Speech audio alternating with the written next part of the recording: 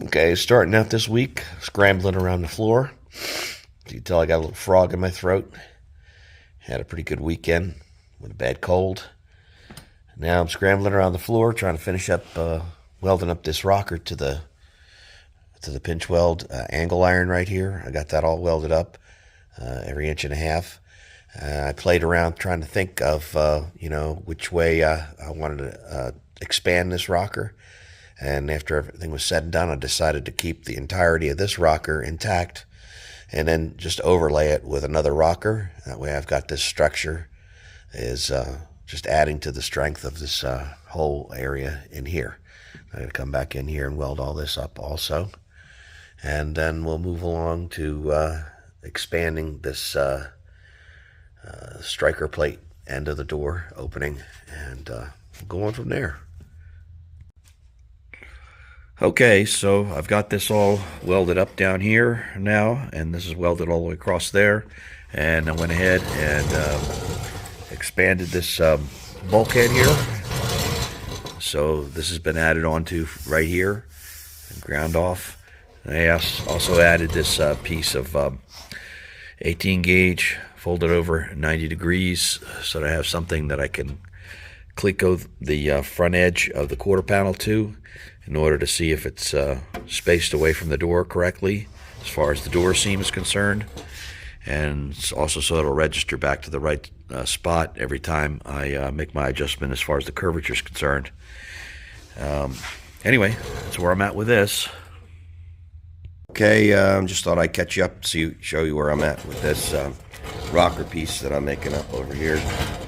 I just basically matched my profiles on the front and the back where it runs into the fenders at the bottom side here, and then it's going to butt right into this existing area right here as this comes down and it rolls out, and then it flattens out right here. I still have a little bit of tweaking to do because you can see it's a little bit gapped here.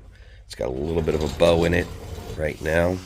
I put two 1.5 inch by 1/4 inch tabs that I welded to the bottom of the existing frame rail so that this would sit directly on that and be nice and flat on the bottom side. So basically that's what it's looking like at this point, and that extends the rocker out to match the shape of the door. Anyway, moving on. Alright, so I just went ahead and I primed the inside both with just regular metal etch primer in the center, and because it's a little heavier, and then some of the weld-through primer on the bottom edge and on the inside edge here where I'm going to be welding it to the car. I just wanted to show you this, what this looks like right here. That's the shape it ended up being. Anyway, I'm going to try to horse it on there, see how it goes. Okay, so that's what this quarter panel is looking like with I've got just the top filled in with some paper so we could see the angle and how it relates to the front fender. We saved the hourglass shape, so this is the shape we're going to go with. Unfortunately, it kind of telegraphs the idea of what we did here with this gas hole so close to the C-pillar, so I'm going to have to take and unengineer everything I did under here as far as everything that's holding this in place, cut this out and move this more centrally located to this new shape here, just so it doesn't look odd. You can see it looks like it's crammed up against the side of the C-pillar there. So unfortunately it couldn't be predicted until I actually got the quarter panel to this location, but now that I see it, it can't be unseen, as they say, so something will have to be done. Anyway, just moving on. Okay, so I've detached the gas filler piece from this bracket that I had. And I'm going to have to cut this away, cut this, and then move that bracket towards me about 1 inch. And it still gives me some space to mount my electronic box that has to go on this panel. Hopefully, we'll see how that works out. And then I went ahead and I cut the gas hole. Got to move it about 1 inch. On the sheet metal, I just clamped a little piece of aluminum here so I could kind of eyeball it. It's sitting right here on top of the end of the wing washer right there, so it's kind of nice to just be able to sit it and slide it back and forth, sight it in. But it's about, the gap between the stock quarter panel and what it's gapped here is about 2 inches, so splitting the difference, basically, it's 1 inch, and it looks right about right. And the problem is this is not just going to be a simple splice here, because as you can see, this side of this is almost flush, right? And as you come around here, about a 1/4 inch difference right here. Well, that's because right here, the sheet metal's already ramping up to the side here. I don't know if you can see that or not, but at any rate, you can see there's the way this sheet metal is pitched up right here. So I'm going to have to cut this away around this perimeter right here, and either replace the entire piece, which may be the best thing to do rather than try and piece it together, or just try to flatten that out and then reblend in with another piece of sheet metal. We'll see. I don't like doing stuff like this, basically because the area that it's in, it's complex. It's very easy to miss something. You've got an arc going over in this direction. We've got a new aspect where you're not trying to follow the old panel. I've already tried to, or already basically went along this edge and stretched the metal out so it would flatten out, because from this point here, it already wants to roll down into the old quarter panel shape. So we have to flatten it out to get it out to the new quarter panel, which is going to be very, very flat. It's almost eliminating all the curvature that comes in here. But so, like I said, there's a lot of aspects that have to be paid attention to, and it's very easy to miss something. So, got to go slow. I've added another gizmo to my already complex little gizmo here. And what I've found was a bit difficult when I was moving this along and shrinking and stretching this edge here. Raising and lowering this is very heavy. So raising and lowering this piece was really a problem and a pain, and it was very awkward, and it was causing problems. So after I got done hammering and dialing that out and smoothing it back out from all the mishaps, I decided I put a bottle jack at the bottom here, and it attaches to the base here, so that when I loosen this thing doesn't drop. I can just take it gently, and I can adjust this thing up or down, so I can go along this curve and come up and then get a bite on it, and that's a little bit more controllable. And anyway, it's the whole thing's a little bit awkward because everything's so big and unwieldy, but we'll get there. Okay, so you can see I slid it out about 1 inch. Now I'm just working on this filler piece back here, which basically there's a compound roll this way that kind of sweeps up and into the C-post over here. Plus I have all this, I have to create this back roll here, back down to this surface here, and then of course there's a roll here that has to be accommodated. So this is what I'm working on right now to try and fit back in this hole here. So it's got a little bit of a curvature going up here. It's got a little bit of a curvature here. Then of course it has to blend out over here, and then this has to follow around like that. It's a whole lot easier to do a Bondo. Okay, so that's us back in place. It's all filled in on the back side here. Of course, this all has to be built up with Bondo to match this more graduated side, which this also needs a little bit of work here. Again, that'll have to be body worked. The braces have already been reestablished. They've been moved out, corresponding with the movement on the top.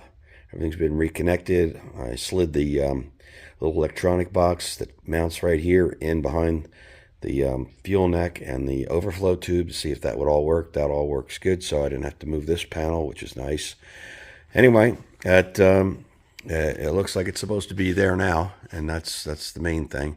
And so we'll get back on track. A little bit of a step backwards, but it's better to deal with these things early than to have to step back and look at it and when you got the car all welded together. All right, so starting to set this up to where I can make the connection between this the car and this outer panel here. So I've gone along with the this panel clecoed up to this car here, and basically took all this metal and stretched it out and picked it up to where it now leads pretty good down into where this panel is set right now. In other words, the panel used to come down here and roll off pretty hard down to the top of the quarter panel, which was very close over here. But now that I have it spread out, I had to take and pick the panel up here so that it would come out a little bit flatter. Anyway, in order to keep it all where I wanted it to stay, I've got this, I've bent a piece of aluminum, 90 degrees. I think this is 50 thousandths. And then shrunk it, stretched it across here to get this shape, to hold the shape with this little down leg here. See, that's been, and a little bit of shrinking and stretching had to go along this edge here to follow the curvature of the panel as it sits on the car. Even though it's a pretty straight line, it wants, as you're shrinking in this direction, it wants to kind of bow in this direction, so you have to continuously correct it and straighten it out. Now I have to put a flange on this side, on this piece over here, and what that'll do is it'll create, just like I did with the door, it'll create a little bed for me to work my steel plate in that's going to mend these two panels together on the top side. There's a lot of other stuff that has to go on the bottom here. I have to keep an eye on my tire, the rear of my tire, the rear of the quarter panel. Does it roll in? You have to keep everything out, so I'm going along and I'm stobbing things out. Here's one thing I had to stop out with an adjuster. This right here wanted to, you know, since I had to piece it all in, it wanted to kind of, you know, wobble a little bit, and so I had to pick this spot up to get this to be a, you know, to correct the arc a little bit. Anyway, that's where I'm at. Still dragging along with this stupid cold, but hopefully I'll get over it someday. I decided before I got too carried away with the top side, I'd get back down here on the floor and get the rest of this rocker fixed up over here. So what I've done here is I've made a piece that finishes out this taper from front to rear, and then this first fold, which has got a little bit of curl to it, and then I put a step in it right here to receive the sheet metal from the quarter panel. And now I'm getting ready to take this seam here, that's where it's bent, and flatten this out, kind of dolly it out so that I have as much metal as I need before I trim it off to fit inside that step. Anyway, that's what I'm up to right now. I reshaped that a little bit once I got that top sheet metal, flattened out. It was a little bit off, so I had to go ahead and reshape that piece, but that's ready to go up there. Anyway, yeah, that's where I'm at. Well, I hate breaking a sweat, and I just did. You know, it's a bit of a struggle getting this quarter panel on and having everything line up the way it's supposed to. Everything was going good, except there was just the shape of this thing was not right for what I was doing, obviously. So I had to trim some stuff off the bottom, re-brake the bottom body line that rolls under to the bottom of the, to match the rocker, I should say. But then I had a struggle to get this thing to lay, you know, pretty much flat with a straight edge from panel to panel like this. So what was happening was the more I tried to straighten it out, it was pulling in on the tire severely. So I had to get it and really kind of put my back into it and reshape this here, put some more roll into this in order for this to not, you know, once I pulled the bottom in, for it to not pull in on the tire over here. So it was a bit of a headache, but we're finally there. I had to roll the top in just a little bit, because what it was doing also here was when everything was lined up over here, this was no longer vertical. It was kicked in towards the tire, and there's just no way to just kind of roll it back out. I tried a little bit, but see, I got a cut back here which I've got a little bit of mobility here. So I can cut this, and then I can move this lower piece a little bit around where I need it to go. Can't do that in the front. You start cutting here, and you're going to end up with a nightmare. You'll be chasing it all day, and then you'll end up ruining it. So to get the shape in this area here, to puff out a little bit so that the panel could be rolled in at the bottom, drug in at the bottom, and then so the straight edge would go across. I mean, there's some guys will kick this panel out a little bit here, you know. And that's actually a look that a lot of guys will go for. It'll come in from the door and then they'll kick it this way. But we've already got a kick in the front here.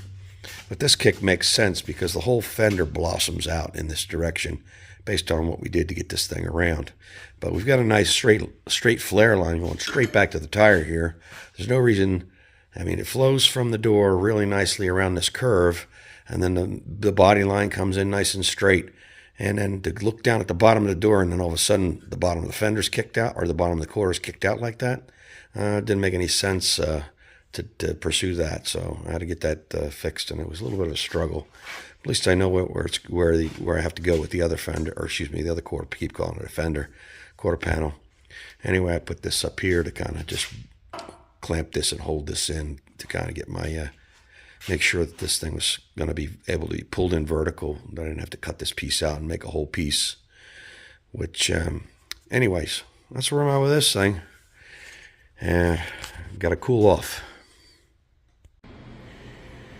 All right, since I got my aluminum platforms cleat-coat in here, I have a good solid base now to create the metal pieces that are going to be filling in here. I'm breaking them up into two. This one here is about 4 feet long, and this one's a little bit shorter. At any rate, first thing I'm doing here is I'm making a paper pattern, so I don't waste a lot of time back and forth trying to fit a metal piece up. And so I'll transfer this over to some 045 or 18 gauge and cut it out and pop it in there. Now, I'm just going to be securing it to the car itself first, because this still has to come off. I have still lots of work to do under here. I have the trunk extensions to build. I have a counter panel here that has to be built against the inside of this panel to receive the crush panel. Just a few more things where this quarter panel has to come back off before I can actually, weld this quarter panel to the car. Well, it's taken quite a while, but I've got this filler piece all cut to size, and it's about ready to at least maybe weld onto the car. I'm going to take it back off and paint the underside first before I go ahead and do that. I won't be welding it to this quarter panel yet, but anyway, I'm going to leave that for the beginning of next week. Hopefully I'll feel a little bit better and get a little more done next week.